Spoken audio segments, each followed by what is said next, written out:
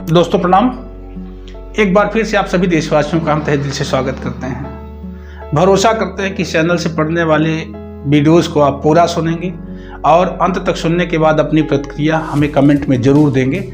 इसी उम्मीद और विश्वास के साथ हम चैनल पर काम कर रहे हैं और आप लोगों का प्यार आशीर्वाद पाने के लिए आप लोगों तक अपना यह वीडियो प्रेषित करते हैं, भेजते हैं।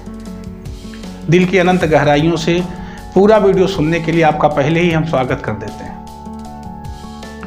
बागेश्वर धाम की एक चर्चा मुझे करनी है धीरेन्द्र शास्त्री जी से जुड़ी हुई। जादू मंत्र का जो खेल आज बागेश्वर धाम में चल रहा है और वहां की भीड़ देखने के बाद लगता है कि अभी शिक्षा के प्रभाव ने समाज को जकड़ा हुआ है। निश्चित रूप से अभी ज्ञान का प्रभाव, शिक्षा का प्रभाव, विज्ञान का प्रभाव समाज में पूरी तरह से नहीं पहुंचा है। जिस दिन समाज में पूरी तरह से ज्ञान, विज्ञान और शिक्षा का प्रभाव फैल जाएगा, पहुंच जाएगा, निश्चित रूप से इस तरह के तंत्र विद्याओं के समक्ष लगने वाली भीड़ या लगने वाला मेला कम या खत्म हो जाएगा। सही बता रहे हैं। मेरा वीडियो सुनने वाले विद्वान जन, जो भी लोग मुझे सुन रहे हैं, जिनके अंदर भी सोचने की क्षमता है, पढ़ाई लिखाई विज्ञान से जुड़े जो लोग हैं, वो लोग उस भीड़ का आकलन करिए जो भीड़ धीरेन्द्र शास्त्री के सामने बैठी हुई है।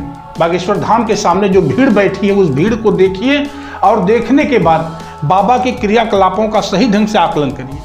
बाबा के जो क्रियाकलाप है उसका आकलन करिए और उस भीड़ को देखने के बाद कितनी दया आती है, कितनी दया आती है। कितनी बड़ी भीड़ अभी भी असभ्य है, नहीं पढ़ी लिखी। इसका मतलब ज्ञान का अभाव है, शिक्षा का अभाव है। इतने नहीं, चैनल चलाने वाले कुछ मीडिया के साथी भी बागेश्वर धाम की जय बोल रहे हैं, धीरेन्द्र शास्त्री की जय बोल रहे हैं। ये कितना दुखद है कि आप चैनल चलाते हैं, आप अच्छा बुरा सब कुछ देख रहे हैं, कहीं ना कहीं से अच्छी शिक्षा ग्रहण करने के बाद यह दायित्व आपको दिया गया है। चैनल की जिम्मेदारी या किसी चैनल वाले ने अगर आपको कैमरा, माइक, स्टैंड दिया है तो इस जिम्मेदारी से दिया है कि आप समाज से अच्छी चीज निकालकर मुझ तक पहुंचाएंगे।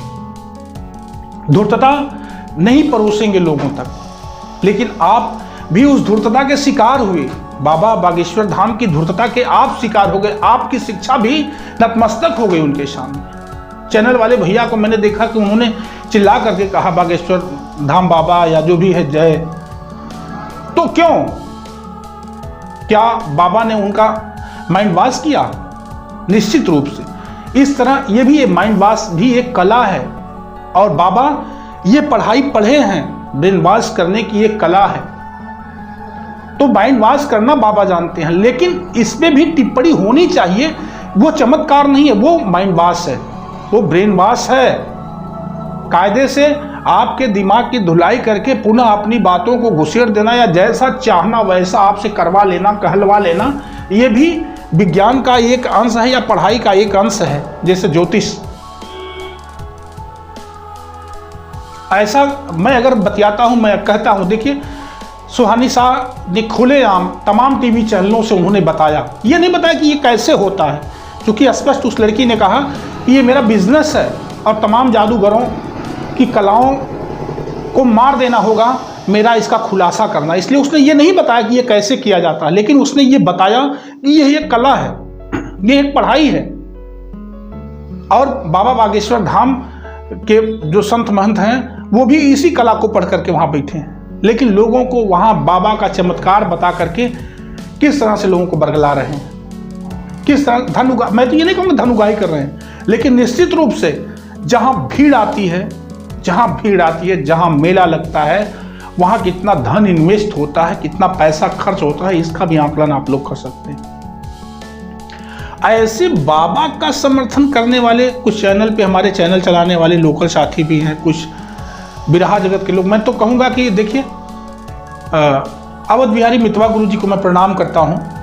उन्होंने फेसबुक की पेज पर लिखा, उन्होंने अपने वाल पर लिखा था कि बागेश्वर धाम के समर्थन करने वाले लोग और बाबा बागेश्वर धाम सहित जितने भी वहाँ लोग हैं उनको समझना चाहिए कि देश की जनता को बरगलाने का काम ना करें, बहकाने का काम ना करें, देश की जनता को गर्त में ना ढकेलें। उनकी मानसिकता पे चमत्कार का भूत ना चढ़ाए। आखिर कब तक हम लोग बचेंगे? कब तक बचे रहेंगे भूत भगवान भविष्य के चक्कर में, भूत भविष्य भगवान के चक्कर में? बचना होगा। 3 तरह का बल शरीर में हमेशा विद्यमान होता है। मैं ऐसा नहीं है इस तरह से कह रहा हूं तो मैं भगवान विरोधी हो गया, नहीं, मैं आडंबर के विरोध में हूं, मैं धूर्तता के विरोध में बोल रहा हूं। मैं पंडित विरोधी नहीं हूं, मैं धर्म विरोधी नहीं हूं, मैं भगवान विरोधी नहीं हूं, लेकिन जब तक बनावटी बना करके लोग भगवान को आपके सामने परोसेंगे। 3 तरह का बल हमेशा शरीर में विद्यमान होता है, मानसिक बल, शारीरिक बल और एक वो बल जो इन दोनों बलों को बल देता है, आत्मबल। जैसे शरीर के बल के लिए हमें भोजन की जरूरत है, शरीर के बल को मजबूत करने के लिए हमें अच्छा अच्छा आहार लेना पड़ता है। तो शरीर के बल का खुराक क्या है? भोजन, आहार। ठीक इसी तरह से मानसिक बल को मेंटेन करने के लिए भी हमें अच्छा अच्छा क्या करना होता है? किताबें पढ़नी होती है, अच्छी किताबें पढ़नी होती हैं, अच्छे सत्संग करने होते हैं, अच्छा ज्ञान अर्जन करना होता है। मानसिक बल के लिए हमारा माइंड, मेंटल पावर जो हमारा मजबूत हो, इसके लिए हमें अध्ययन करना पड़ता है और अध्ययन ही इसका खुराक है। दिमागी मजबूती के लिए अध्ययन ही समझिए इसकी टॉनिक है, पढ़ाई ही इसकी टॉनिक है, शिक्षा ही इसकी ताकत है। तो शारीरिक बल के लिए आहार और मानसिक बल के लिए शिक्षा, लेकिन आत्मबल के लिए, अब आत्मबल के लिए जो इन दोनों बलों से भारी है। मैंने दुबले पतले व्यक्ति को 1 कुंटल उठाते हुए देखा है। क्यों? वो शरीर से नहीं उठा रहा है, अपनी आत्मबल से उठा रहा है। उसका बल, आत्मबल इतना मजबूत है कि 1 कुंटल माने कुछ नहीं, उसमें उठा के फेंक देगा। वो 50 किलो का आदमी जस्ट 2 गुना उठा के फेंक रहा है। दुबला पतला व्यक्ति बड़े बड़े सवालों को हल कर रहा है, सारे काम कर रहा है, लेकिन उसका आत्मबल मजबूत है। और इस आत्मबल की मजबूती के लिए क्या करना होता है? साधना करनी होती है। अब साधना माने ढकोसला नहीं, योग माने ढकोसला नहीं, योग करनी है, साधना करना है, साधना करनी है, योग करना है, ध्यान करना है। ये एक हिस्सा है, एक हिस्सा है जीवन का और विज्ञान से जुड़ा हुआ एक ऐसा हिस्सा है जो आत्मबल की मजबूती के लिए सबसे जरूरी है, योग, साधना। लेकिन ढकोसला, पाखंड ये जरूरी नहीं। हम ढकोसले में फंस जाए, हम पाखंड में फंस जाए, अंधविश्वास में फंस जाए, गलतियों में फंसते चले जाएं। और सबसे बड़ी बात है, ये उनके लिए बहुत जरूरी है जो लोग इसके माध्यम हो जाते हैं। ऐसे लोगों को जानना बहुत जरूरी है जो पाखंड के माध्यम हैं, जो हमसे आपसे गलतियां करवा रहे हैं। ऐसे लोगों को जागरूक होना है, तब सनातन की रक्षा हो पाएगी। हम तो कहते हैं कि बुद्ध धम्म में लोग चले जा रहे हैं, ईसाई लोग बन जा रहे हैं, इस्लाम लोग कबूल कर रहे हैं। कहाँ से लोग जा रहे हैं निकल करके? इसी सनातन से ही तो निकल रहे हैं। दुनिया का सबसे प्राचीन धर्म अगर सनातन है, सबसे पुरानी पद्धति अगर सनातन है, तो इस सनातन से ही निकल करके सारी पैदावारें सनातन से है ना। लेकिन जो लोग समझ रहे हैं कि हाँ, यहाँ धूर्तता जाने ही वाले नहीं, यहाँ धूर्तता जाने वाली नहीं है, यहाँ ठगी जाने वाली नहीं है, या फिर यहाँ वो नहीं ठग पा रहे हैं, तो ठीक इसी तरह की दूसरी दुकान लगा दे रहे हैं। अगर माना कि वो यहाँ ठगी हो, अगर वो करना चाहते हैं, अगर यहाँ नहीं ठग पा रहे हैं तो वो दूसरी दुकान लगा ले रहे हैं। उसका इस्लाम नाम रख दे रहे हैं, उसका ईसाई नाम रख दे रहे हैं, उसका कुछ भी रख दे रहे हैं, मतलब जो भी कर रहे हैं। तो सबसे महत्वपूर्ण बात यह है कि ये ठगी नहीं होनी चाहिए। किसी भी धर्म में जो ठगी हो रही है, जो लोगों को पाखंड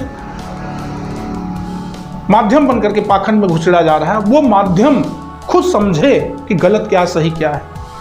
और अगर मैं ये सारी बातें आप लोगों से कर रहा हूं ना, तो बिल्कुल ये मत समझिएगा कि मैं पंडित विरोधी हूं, मैं धर्म विरोधी हूं। नहीं, मैं सनातन को मानता हूं, मैं ब्राह्मणों का सम्मान करता हूं। पंडित मेरे तमाम गुरु हैं, अच्छे अच्छे विद्वान ब्राह्मणों से मेरा ताल्लुक है, जिन लोगों ने मुझे बोलना चलना सिखाया है, जिन लोगों ने अपना प्यार आशीर्वाद मुझे दिया है।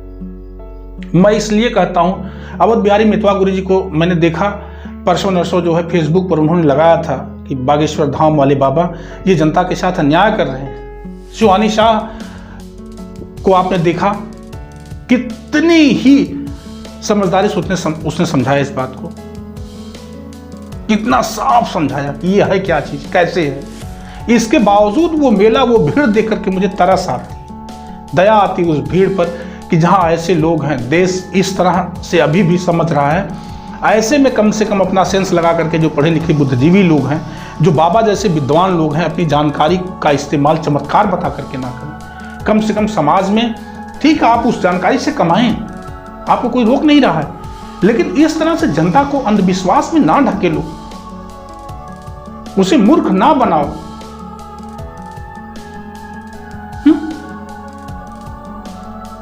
क्या दुख होता है, बहुत दुख होता है, बड़ी पीड़ा होती है।